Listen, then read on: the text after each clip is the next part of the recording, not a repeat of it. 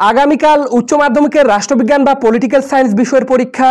আর আজকের রাষ্ট্রবিজ্ঞান বিষয়ের এই প্রশ্নপত্রটিতে 3-এর দাগে তোমরা যে কয়েকটা 8 নম্বরের বড় প্রশ্ন দেখবে।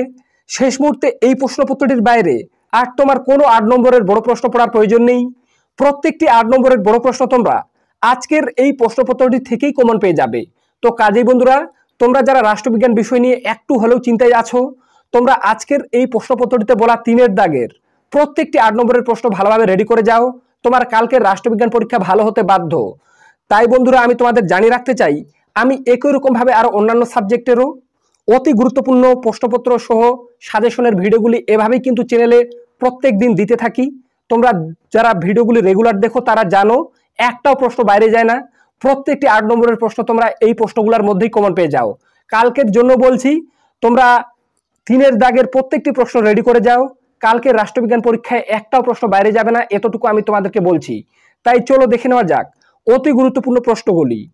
তো কালকের রাষ্ট্রবিজ্ঞান বিষয়ের প্রশ্নপত্রে 1-এর দাগে তোমাদের কি থাকবে দেখে নাও। বিকল্প উত্তরগুলির মধ্যে থেকে সঠিক উত্তরটি বেছে নিয়ে লেখো। অর্থাৎ 1-এর দাগে তোমাদের 24টি এমসিকিউ প্রশ্ন দেওয়া থাকবে। প্রত্যেকটি প্রশ্নের মান 1 করে, টোটাল 24 নম্বর। 1.1-এর দাগে ঠান্ডা যুদ্ধকে গরম শান্তি বলে চিহ্নিত করেছেন। তো এর উত্তর হয়ে যাবে খ-এর দাগের অপশনটি, অর্থাৎ বার্নেট। 1.2 দাঁতাত, এটা ভুল করে দাঁত হয়ে গেছে, তোমরা বুঝে নেবে। প্রশ্নটা হয়ে যেত দাঁতাত শব্দের অর্থ, উত্তর হয়ে যাবে ঘয়ের দাগের অপশনটি, উত্তেজনা প্রশমন। 1.3 প্রথম পরমাণু বোমা আক্রান্ত দেশটির নাম, উত্তর হয়ে যাবে ক-এর দাগের অপশনটি, অর্থাৎ জাপান। এরপরে দেখে নেব 1.4-এর দাগে সার্কের শেষ সদস্য রাষ্ট্রটি হলো। আশা রাখি এই প্রশ্নের উত্তর তোমরা প্রত্যেকে জানো। তো সার্কের শেষ সদস্য রাষ্ট্রের নাম কি? তোমরা কতজনে এই প্রশ্নের উত্তর সঠিক উত্তর করতে পারো সেটা আমি কিন্তু দেখতে চাই। তার জন্য তোমরা অবশ্যই কমেন্ট সেকশনে এই প্রশ্নের উত্তর কি হবে কমেন্ট করে জানাতে ভুলবে না। 1.4-এর দাগের প্রশ্নটি তোমরা উত্তর কি হবে সেটা অবশ্যই কমেন্ট সেকশনে কমেন্ট করে জানাবে। এরপর দেখে নেব 1.5-এর দাগে সার্কের স্থায়ী সচিবালয় কোথায় অবস্থিত? তো এর উত্তর হয়ে যাবে কাঠমান্ডুতে। ক-এর দাগের অপশনটি উত্তর। 1.6 সিমলা চুক্তি কবে স্বাক্ষরিত হয়? তো এর উত্তর হয়ে যাবে 1972 সালে, অর্থাৎ খ-এর দাগের অপশনটি উত্তর। এরপরে দেখে নেব 1.7-এর দাগে সম্মিলিত জাতিপুঞ্জের সদর দপ্তর অবস্থিত, উত্তর ঘয়ের দাগের অপশনটি নিউ ইয়র্কে। 1.8 সম্মিলিত জাতিপুঞ্জের অর্ধ আইনসভা হলো, উত্তর হয়ে যাবে সাধারণ সভা। ক-এর দাগের অপশনটি উত্তর। 1.9 শান্তির জন্য ঐক্য প্রস্তাব সাধারণ সভায় গৃহীত হয় 1950 সালে। 1.10 সম্মিলিত জাতিপুঞ্জ প্রতিষ্ঠিত হয়, উত্তর 1945-এর 24শে অক্টোবর, অর্থাৎ খ-এর দাগের অপশনটি উত্তর। 1.11 অর্ডিন্যান্স জারি করার ক্ষমতা রয়েছে, উত্তর হয়ে যাবে শাসন বিভাগের, অর্থাৎ ক-এর দাগের অপশনটি উত্তর। 1.12 ক্ষমতা স্বতন্ত্রকরণ নীতিটির মুখ্য প্রবক্তাকে? উত্তর মন্তেস্কু। ক-এর দাগের অপশনটি উত্তর। 1.13 মার্কিন যুক্তরাষ্ট্রের আইনসভার উচ্চকক্ষের নাম হলো, উত্তর হয়ে যাবে সিনেট। এরপরে দেখে নেব 1.14 এক কক্ষ বিশিষ্ট আইনসভা আছে এমন একটি রাষ্ট্র হলো, তো এর উত্তর হয়ে যাবে চীন, অর্থাৎ খ-এর দাগের অপশনটি উত্তর। 1.15 আমলাতন্ত্র হলো, তোর উত্তর হয়ে যাবে ক-এর দাগের অপশনটি স্থায়ী শাসন। 1.16 সবচেয়ে শক্তিশালী বিচার বিভাগ রয়েছে, উত্তর হয়ে যাবে মার্কিন যুক্তরাষ্ট্রে, অর্থাৎ ক-এর দাগের অপশনটি উত্তর। 1.17-এর দাগে স্বেচ্ছাধীন ক্ষমতা ভোগ করেন, তো এর উত্তর হয়ে যাবে স্বেচ্ছাধীন ক্ষমতা ভোগ করেন খ-এর দাগের অপশনটি, অর্থাৎ রাজ্যপাল। এরপরে দেখে নেব 1.18-এর দাগে সংসদের উভয় কক্ষের যৌথ অধিবেশনে সভাপতিত্ব করেন, তো এর উত্তর হয়ে যাবে সংসদের উভয় কক্ষের যৌথ অধিবেশনে সভাপতিত্ব করেন খ-এর দাগের অপশনটি, অর্থাৎ স্পিকার। 1.19 জিরো আওয়ারের সময়সীমা হলো, উত্তর ক-এর দাগের অপশনটি 1 ঘন্টা। 1.20 পশ্চিমবঙ্গের বিধানসভায় নির্বাচিত মোট সদস্য সংখ্যা হলো, উত্তর 294 জন। ক-এর দাগের অপশনটি উত্তর। 1.21 পঞ্চায়েত ব্যবস্থার সর্বোচ্চ স্তর হলো, তোর উত্তর হয়ে যাবে জেলা পরিষদ। গ-এর দাগের অপশনটি উত্তর।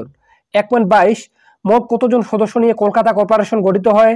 উত্তর হয়ে যাবে ক-এর দাগের অপশনটি, অর্থাৎ 144 জন সদস্য নিয়ে। এরপরে দেখে নেব 1.23-এর দাগে পশ্চিমবঙ্গের পঞ্চায়েত আইন প্রণীত হয় কত সালে? উত্তর হয়ে যাবে 1973 সালে। এরপরে দেখে নেব 1.24 অর্থাৎ এমসিকিউ এর দাগের সবার শেষের প্রশ্ন, গ্রাম সভার বার্ষিক অধিবেশন বসে, উত্তর হয়ে যাবে গ-এর দাগের অপশনটি, অর্থাৎ ডিসেম্বরে।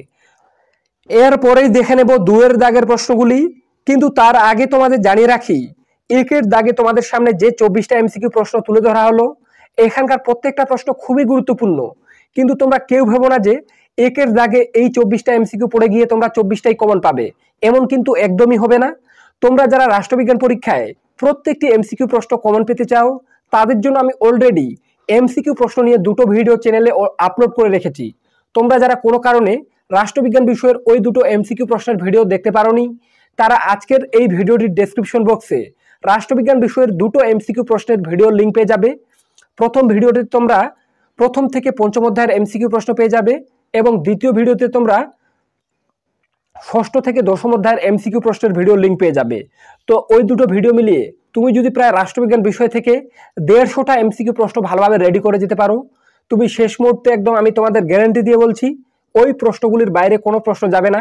প্রায় ওই 150টি এমসিকিউর মধ্যে তোমরা বেশিরভাগ এমসিকিউ প্রশ্নই কমন পেয়ে যাবে। তাই বারবার বলা হচ্ছে, তোমরা যারা এমসিকিউ প্রশ্ন নিয়ে চিন্তায় আছো রাষ্ট্রবিজ্ঞান বিষয়ের, তারা আজকের এই ভিডিওটির ডেসক্রিপশন বক্সে চলে যাবে। আজকের ভিডিওটি দেখার পরে ডেসক্রিপশন বক্সে তোমরা এমসিকিউ প্রশ্নের দুটো ভিডিও পেয়ে যাবে প্রথমে। তো ওই দুটো ভিডিও মিলিয়ে 150টা প্রশ্ন আছে, দেখে নিও। তোমাদের পরীক্ষা ভালো হতে বাধ্য, বেশিরভাগ এমসিকিউ প্রশ্ন তোমরা সেগুলোর মধ্যে কমন পেয়ে যাবে। এরপরে দেখে নেব 2-এর দাগের প্রশ্নগুলি। তো কি আছে দেখে নাও 2-এর দাগে, নিম্নলিখিত প্রশ্নগুলির অতি সংক্ষিপ্তে উত্তর দাও।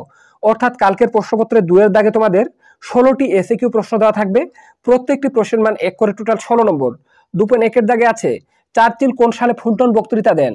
প্রশ্নটি খুবই গুরুত্বপূর্ণ, ভালোভাবে পড়ে রাখবে। এর সাথে অথবা দেওয়া আছে নেটো গঠিত হয় কার উদ্যোগে।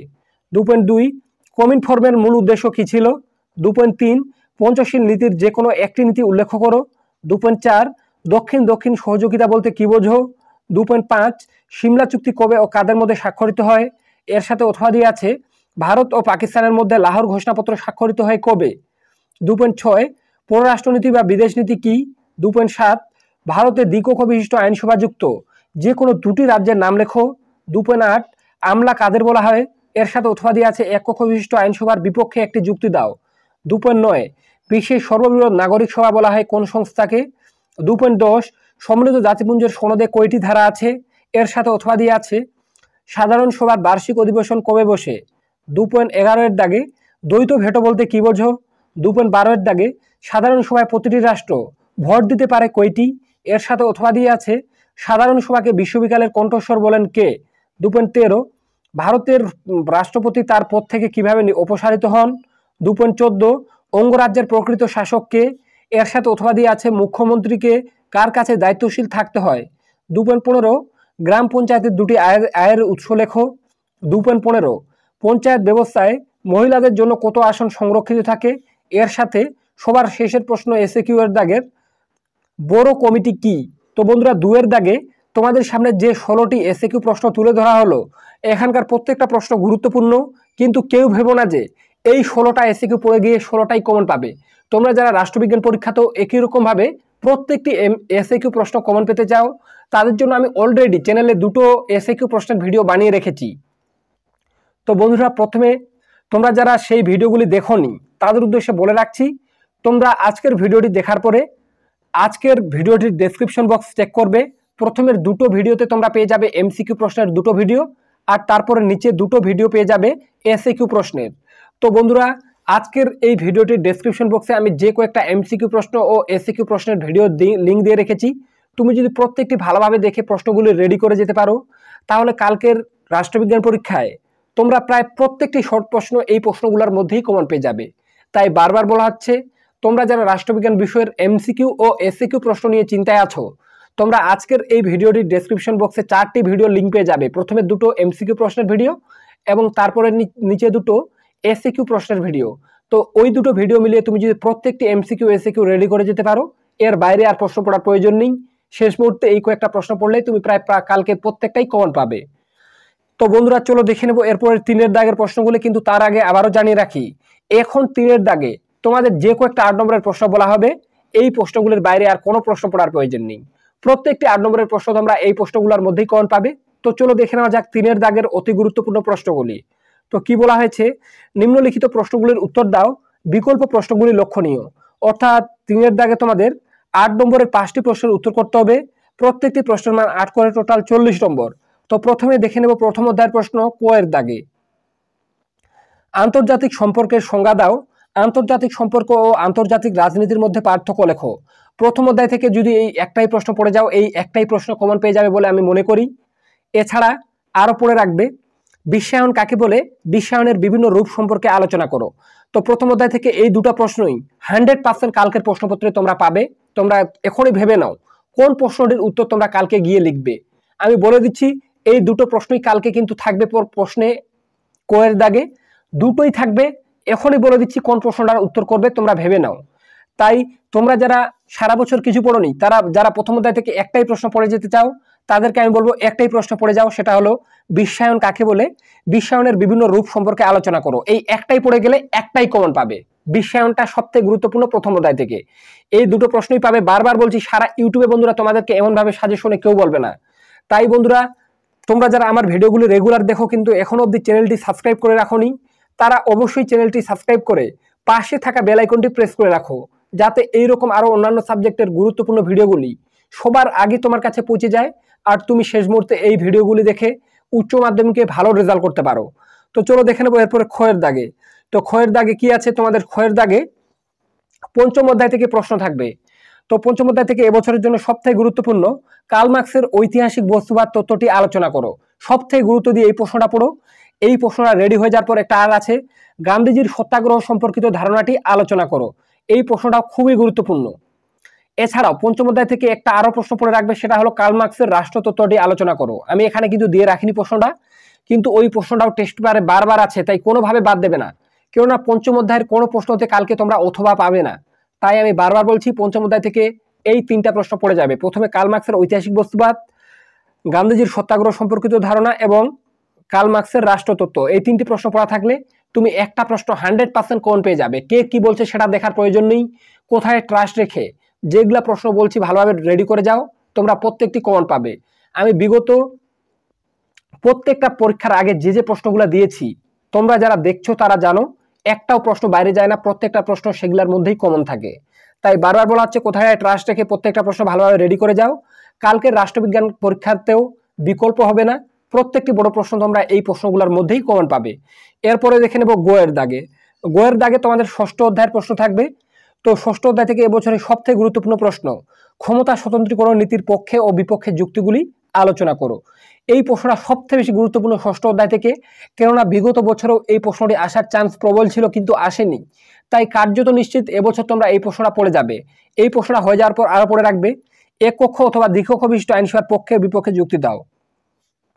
তোমরা যদি দ্বিকক্ষ বিশিষ্ট আইনসভার পক্ষে বিপক্ষেটা পড়ে রাখো, তাহলে এক কক্ষ বিশিষ্ট আইনসভার পক্ষে বিপক্ষেটাও হয়ে যাবে। কেননা এক কক্ষের যেটা বিপরীতে লিখবে, দ্বিকক্ষের সেটা পক্ষে, আর দ্বিকক্ষের যেটা পক্ষে আর এক কক্ষে সেটা বিপক্ষে। তো এক কক্ষ অথবা দ্বিকক্ষের মধ্যে যে কোনো একটা পড়ে রাখলে কিন্তু তোমরা দুটোরই উত্তর করতে পারবে।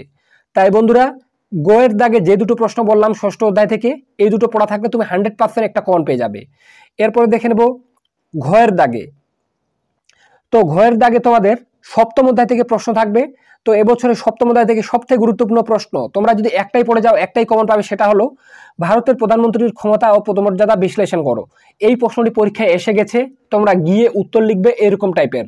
হ্যাঁ বন্ধুরা, আমি তোমাদেরকে বলে দিচ্ছি এই প্রশ্নটার কালকে তোমরা গিয়ে উত্তর লিখবে।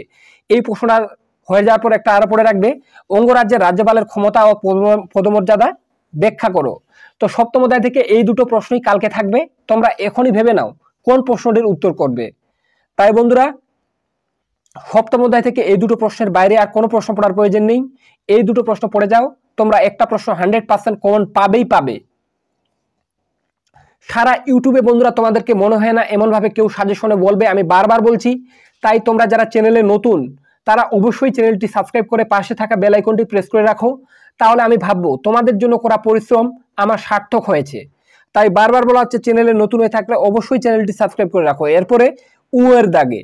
তো উয়ের দাগে বন্ধুরা সবার শেষের প্রশ্ন, অষ্টম অধ্যায়ের প্রশ্ন দেখে নাও, সবথেকে গুরুত্ব দিয়ে পড়তে হবে। ভারতীয় পার্লামেন্টের আইন পাশের পদ্ধতি সম্পর্কে সংক্ষেপে আলোচনা করো। তো অষ্টম অধ্যায় থেকে সবথেকে গুরুত্ব দিয়ে এই প্রশ্নটা পড়ে যাও। অষ্টম অধ্যায় থেকে সবথেকে গুরুত্বপূর্ণ এবছর এই প্রশ্নটা রেডি হয়ে যাওয়ার পর তোমরা পড়ে রাখবে, ভারতের সংসদের রাজ্যসভা ও লোকসভার পারস্পরিক সম্পর্ক ব্যাখ্যা করো।